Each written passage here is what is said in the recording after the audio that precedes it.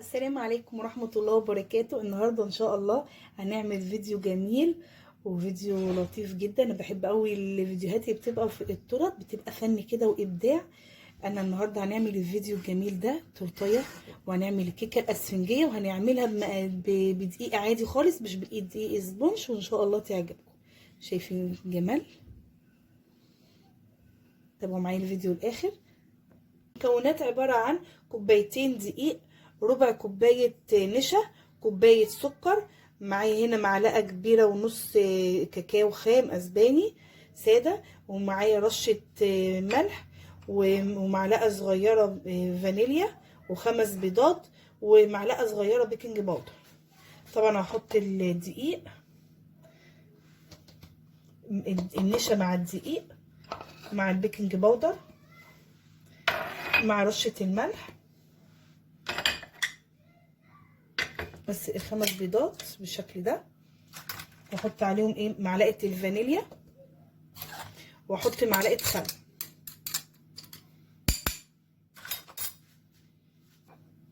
ومعلقه الخل اهي، ومعايا نص كوبايه ميه ساقعه. دي مش هعملها دلوقتي، هروح الاول اضرب البيض كويس جدا في المضرب وارجع لكم.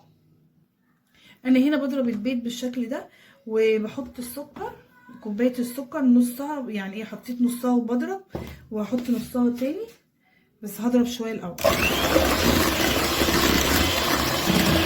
القوام شايفين القوام بدأ يتقل ويفتح. انا حطيت الخمس بيضات ومعلقه الفانيليا ومعلقه الخل وكوبايه السكر. السكر دوت اللي هو الغامق بتاع التموين، المفروض يبقى السكر فاتح، بس مش مشكله. بص برضك الخليط بدأ يفتح شويه شويه. انا كده خلاص وقفت ضرب. هبدأ بقى احط معلقه كبيره محسن جل، او اجيب الكيس اللي هو بونو ده بونو اللي هو المتحده، بونو بلس، بيبقى ب7 جنيه. معرفش بقى في الاماكن التانية بيبقى بكام. اهو بيبقى شفاف، ممكن تجيبيه من اي مكان تاني ب5 جنيه، بس يا ريت يبقى شفاف. لو الابيض بلاشه، بيبقى باظ. تمام.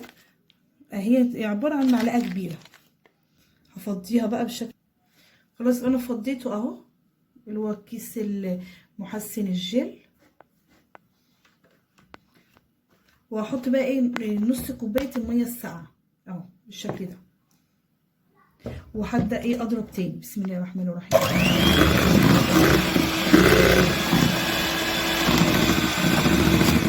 لحد ما بقى بصوا بالقوام ده كده. انا ضربت المكونات كلها، اللي هي عباره عن البيض ومحسن البيض والفانيليا ومعلقه الخل والسكر وكوبايه السكر ومحسن الجل ونص كوبايه الميه الساقعه. هبدا بقى اجيب المواد الجافه واحطها، اللي هي عباره عن الدقيق والنشا والبيكنج باودر ورشه الملح. اهي المكونات الجافه، اللي هي الدقيق والبيكنج باودر والنشا ورشه الملح. انا نخلتهم مع بعض مرتين عشان ابدا انزل الخليط كده واحده واحده. بسم الله الرحمن الرحيم. هعمله على مرتين او 3 مرات. هبدا واحده واحده كده اقلب الخليط بالراحه، وبعدين ابدا بالمضرب الكهرباء، علشان خاطر الدقيق ده ما يطرش عليا. واحده واحده كده بالراحه، عشان ما الهواء اللي في الكيكه دي ما ضيعهوش تاني. تمام. بسم الله الرحمن الرحيم.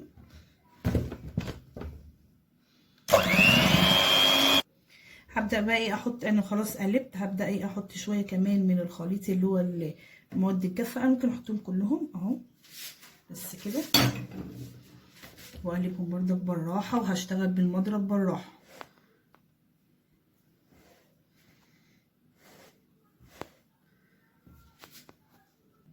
وبكده انا خلاص ضربت خليط الكيكه بالشكل ده. هجيب بقى الصينيه. انا حاطه في الصينيه ورقه زبده ولفاها كويس جدا. طبعا عشان ورقه الزبده ما تتفكش معايا، بتجيبي حاجه كده من خليط الكيكه وبتدهنيه كده بالشكل ده، عشان تمسك فيها ورقه الزبده. بس كده، حته بس هنا كده بسيطه، بس حته هنا بس كده. انا خليط الكيكه ده انا عامل كيكه نصها فانيليا ونصها شوكولاته، فانا هنزل نص الخليط الكيكه اللي انا عاملاه ده، احاول بالراحه كده انزل نص المقدار. بسم الله الرحمن الرحيم، واحده واحده كده.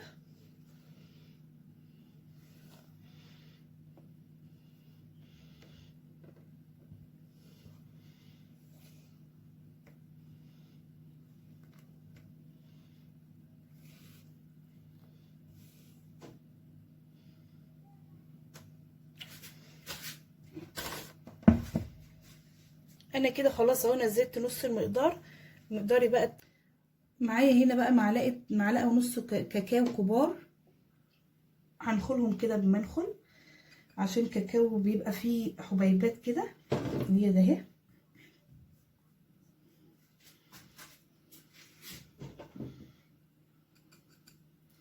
بالشكل ده كده، بس اي حاجه بس.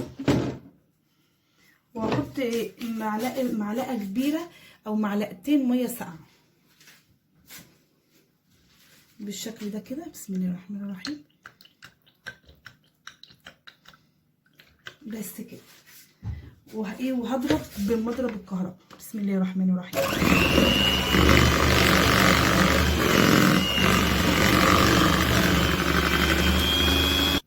خلاص كده انا ضربت اهو الخليط اللي هو حطيت فيه عليه معلقه ونص. صلي على محمد عليه افضل الصلاه والسلام.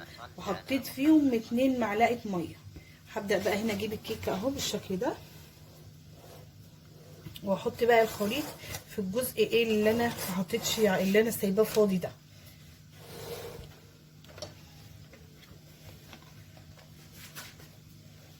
واحده واحده كده. بسم الله الرحمن الرحيم.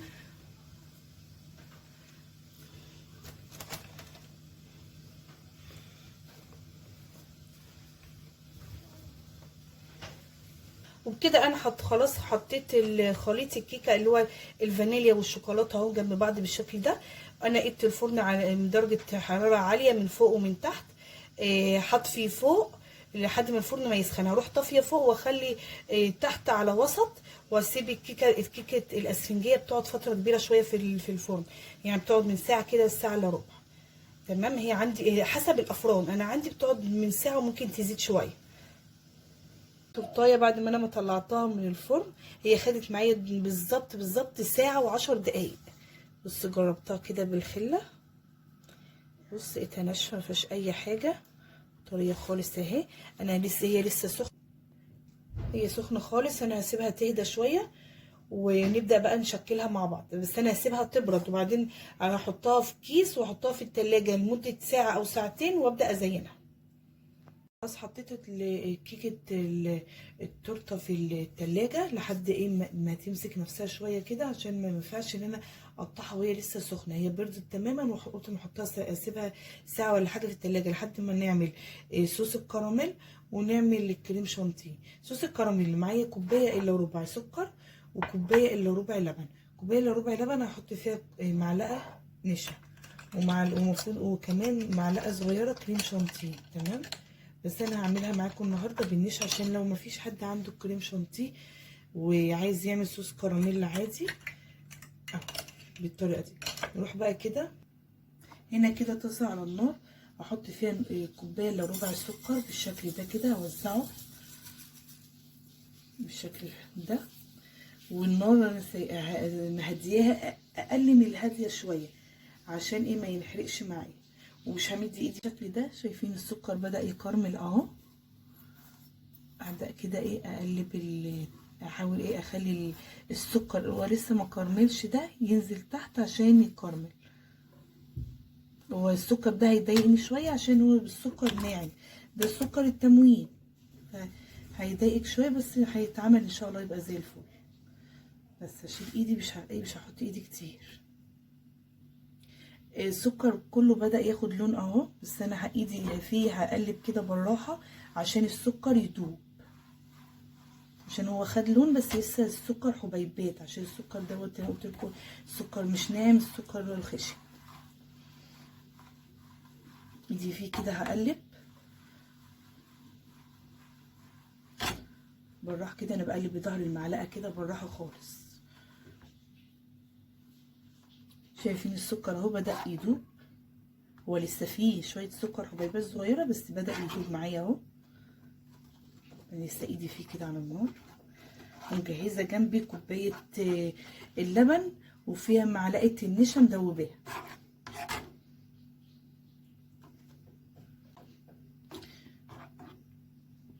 شايفين السكر كله راح، اللبن في النشا، وهنزل بالمعلقه واحده واحده وابعدي عشان ايه لا قدر الله ما يحصلش حاجه. بسم الله الرحمن الرحيم.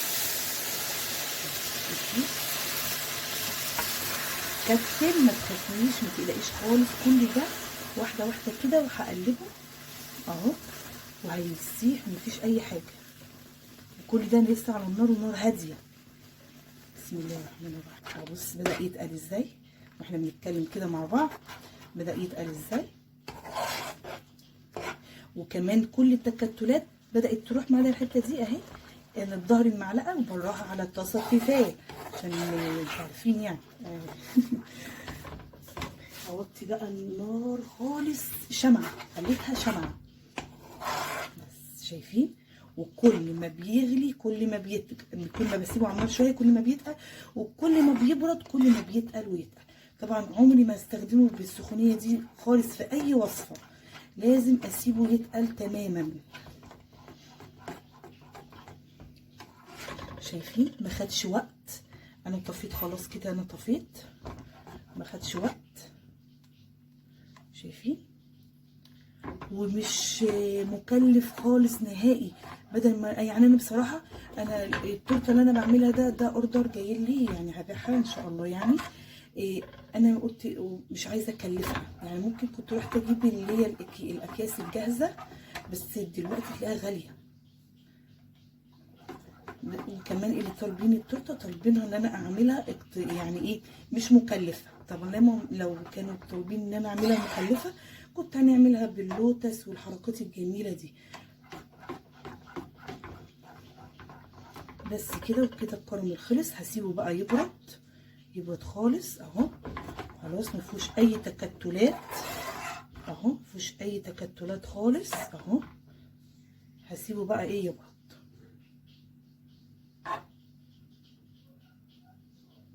هبدأ بقى دلوقتي اعمل صوص شوكولاتة غامق. انا هعمله بطريقة اقتصادية جدا. معايا معلقة اهي صغيرة كبيرة من كاكاو اسباني غامق، معلقة كمان اهي كده، معايا معلقتين. احط له السكر عشان هو بيبقى ممرر. حطيت كده اهو السكر، يبقى انا هعمل اللي هو صوص الشوكولاتة الاقتصادي. حطيت معلقتين كاكاو خام اسباني، وحطيت معلقة ونص سكر، وهحط مية، كوبايه ميه بالشكل ده. انا طبعا ممكن المفروض ايه اقلبه بالمعلقه، بس انا ايه هروح اضربه ضربه كده في الخلاط وارجع لكم.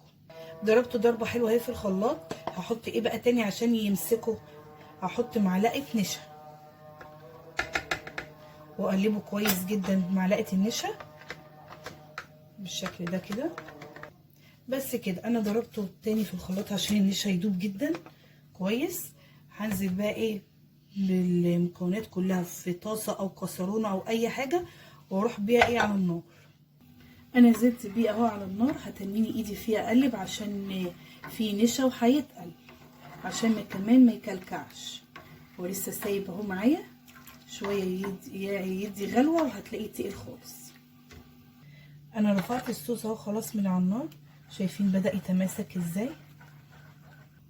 شايفين الصوص الشوكولاته تقيل جدا اهو، وناعم مفيهوش اي تكتلات. عايزه صفيه وفيه لمعه حلوه قوي. ممكن كمان تزودي معلقه زيت عشان يزود اللمعه، بس هو فيه لمعه حلوه فانا مش هحط معلقه الزيت. ولسه كل ما هيبرد كل ما هتلاقيه تقيل خالص. هصبه عشان تشوفوا القوام بتاعه وتقولوا شايفين ان شاء الله. ولسه كل ما هيبرد كل ما هتلاقيه تقيل جدا. بحضر الكريم شانتيه، حطيت تلج وحطيت كوبايتين ميه متلجه وحطيت نص كوبايه سكر. اروح اضربها كويس جدا عشان يدوب السكر وارجع لكم. كده خلاص دوبت السكر. هنزل باول كوبايه كريم شانتيه، هحط كوبايتين وتاني كوبايه كريم شانتيه. هو ربع الكيلو بيبقى كوبايتين كريم شانتيه، يعني هحط ربع كيلو على كوبايتين ميه على نص كوبايه سكر. اروح اضربهم كويس جدا في المضرب وارجع لكم. انا بقى هاخد نصه واحطه هنا عشان احط عليه، عشان اعمله بالكاكاو واحط عليه شوكولاته. تمام. احاول كده اخد نص الكميه بالظبط. كده انا قسمت خلاص الكميه اهو على النصين اهو كده بالظبط، يبقى نصين. احط بقى على النص ده معلقه من الصوص الشوكولاته اللي احنا عاملينه ده، ماسك خالص اهو بقى زي الفل. هحط معلقه 2 واروح اضرب في الخلاط انا اسفه، اروح اضرب في المضرب وارجع لكم. كده خلاص اهو ضربت الكريم شانتيه اللي هو بالكاكاو والكريم شانتيه اللي هو بالفانيليا. نجيب بقى التورتايه ونزينها سوا. اهي التورتايه اللي هي الكيكه الاسفنجيه انا عاملاها كده وكنت حاطاها في التلاجة. طلعها بقى كده مع بعض من الحله اهي. تطلع بطريقه سهله جدا. وورقه الزبده بسم الله الرحمن الرحيم، واحده واحده كده نفكها بالشكل الجميل. بس كده اشيل بقى الورقه اللي في الظهر. بس دي كده معلش، ورقه الظهر اهي. بسم الله الرحمن الرحيم. فكيها كده بالراحه خالص وهي تتفك معاكي اصلا في منتهى السهوله اهي بالشكل الجميل ده. بس كده هقلبها بقى معاكم. انا كنت عايزه احط ورقه الزبده عشان الوش ده يطلع معانا، بس انا كده كده هقصها كده، هشيلها بالسكينه بالراحه. هتجيبي صينيه، طالما لو ما عندكيش قاعده تورته زيي هتجيبي صينيه وبالراحه كده هتشيلي الوش ده بالراحه خالص. حاولي ان انت ما تاخديش حاجه من التورتايه، الوش ده بيتشال وبيترمى لان بيبقى فيه زفاره البيض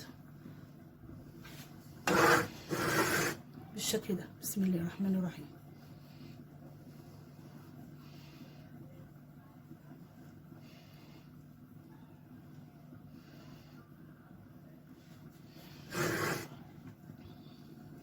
خلاص انا هو شلت وشها، هبدا بقى اقطعها الطبقات اللي انا عايزاها. بسم الله الرحمن الرحيم.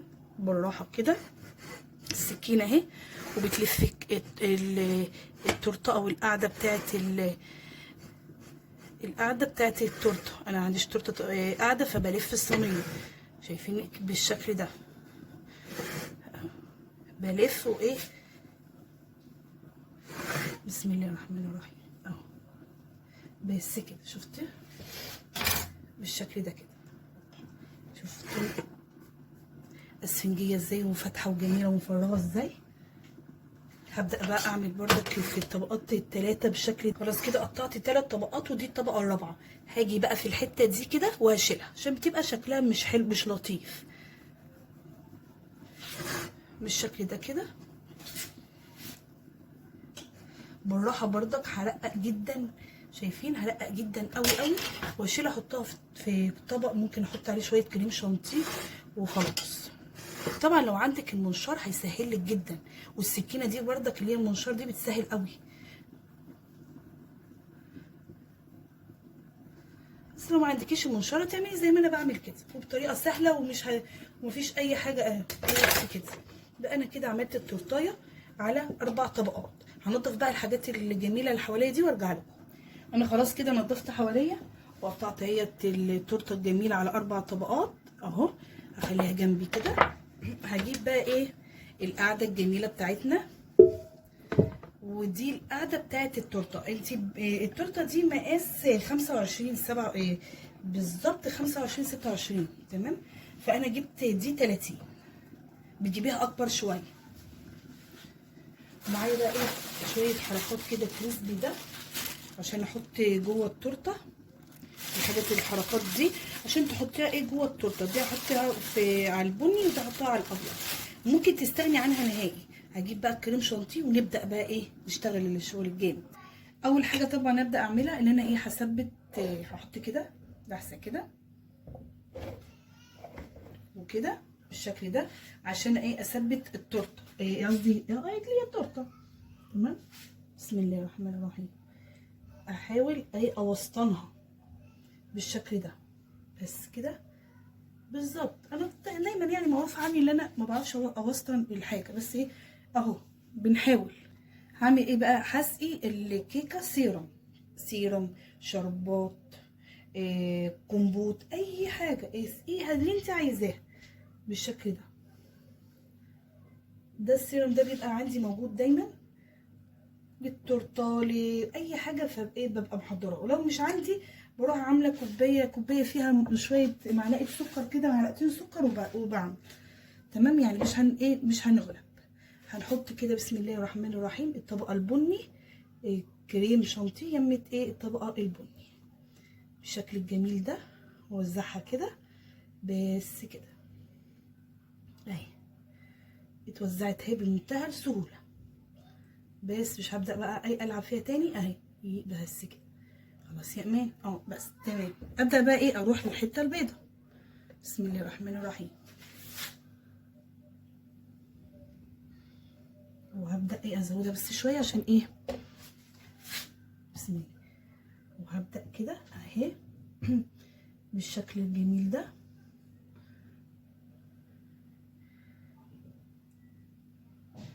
بس كده بس كده.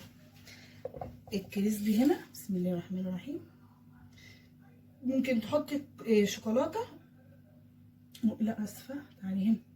ممكن تحطي مكسرات مقطعاها، وممكن تحطي صوص شوكولاته اللي احنا عاملينه ده، او صوص كراميل.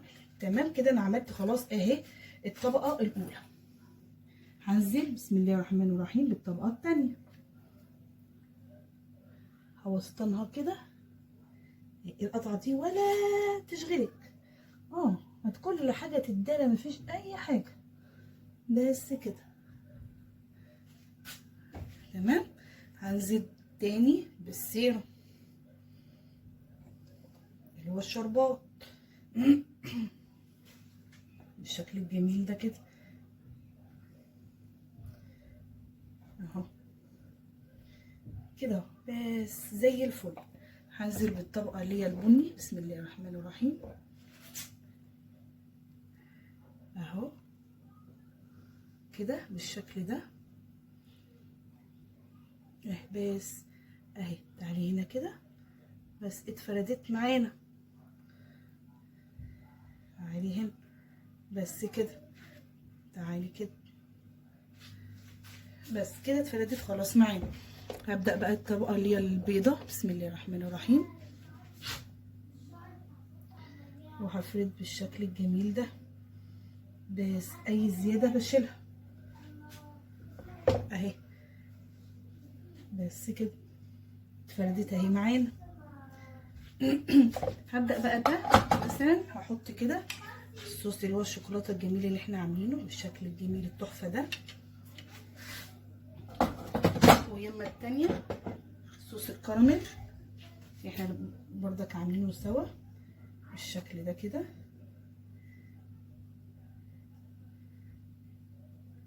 عايز تستغني عن الحركة دي استغني عنها خالص. تمام. هفردها كده بمعلقة بسيط خالص، فردتها كده بالمعلقة. هنزل بقى بالطبقة التانية بسم الله الرحمن الرحيم بالشكل الجميل ده بس كده. وهعمل لها السيرم واكمل عشان ما اطولش معاكم الفيديو.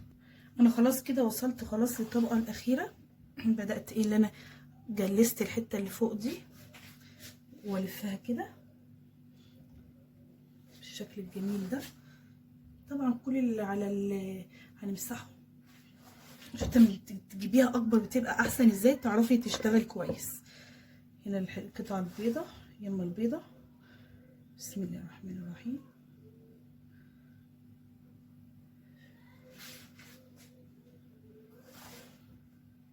اي فيها كريمه دي كده بنشيلها خالص، ممكن تشيلي معلقه خالص.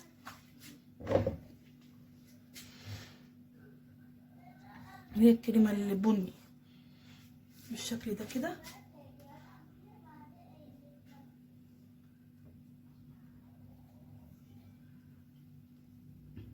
طبعا انا لسه هساوي.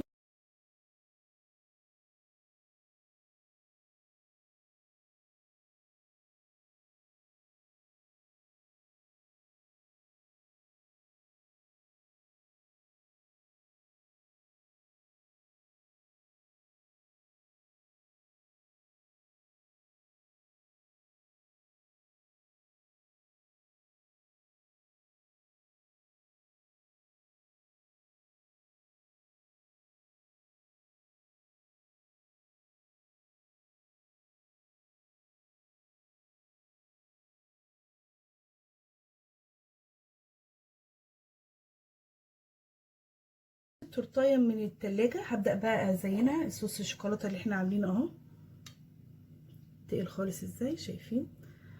هنزل كده بيه بالراحة كده. بسم الله الرحمن الرحيم.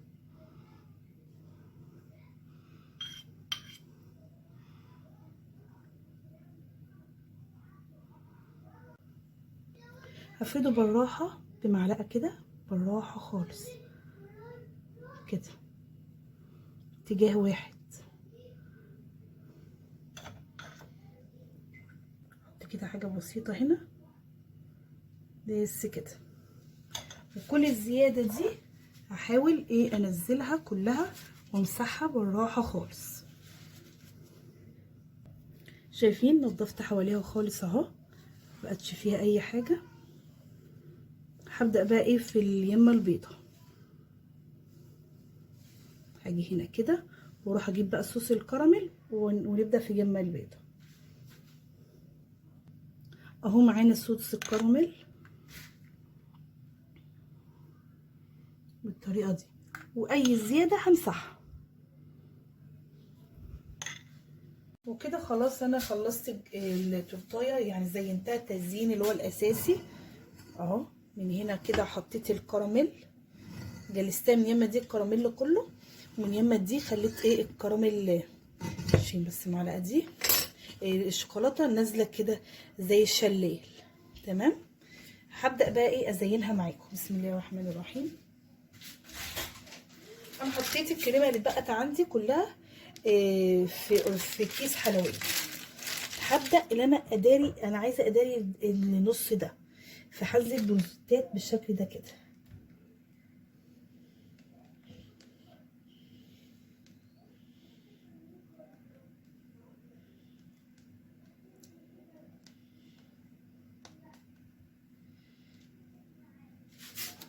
وردات كده بالشكل ده كده. تمام.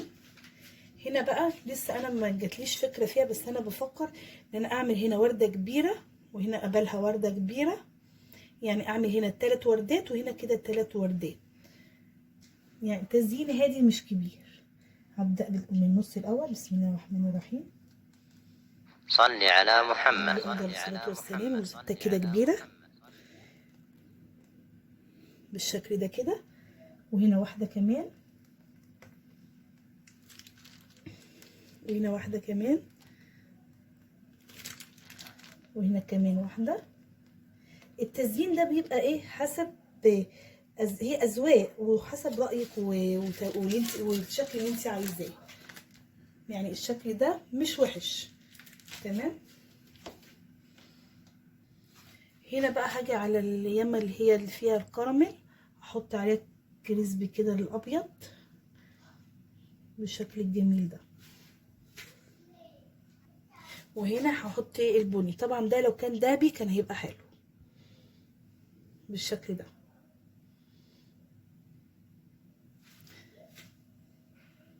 وبفكر برضك هنا في الوردات دي احط واحده بني وواحده التانية تبقى ايه بيضه.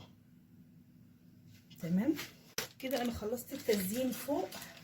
هبدا هنا كده تحت اعمل وردات كده صغيره عشان اداري اي لخبطه هنا كده حصلت. وبكده اكون وصلت اهو للشكل النهائي للتورته. عملت تحت زي ما انا قلت لكم، شايفين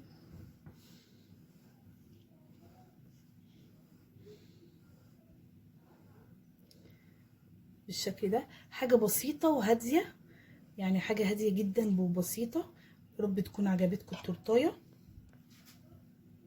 حاجة بسيطة كده وهادية. يا رب التورتايه تكون عجبتكم. وكانت معكم إيمان هلال من مطبخ أكل زمان في مطبخ إيمان. تابعوني بقى بلايكات وبشير، وعايزة أسمع تعليق وتعليقاتكم على التورتة، وبعمل أكلات تانية طبخ. شوفوا القناة بتاعتي وإن شاء الله تعجبكم. السلام عليكم ورحمة الله وبركاته.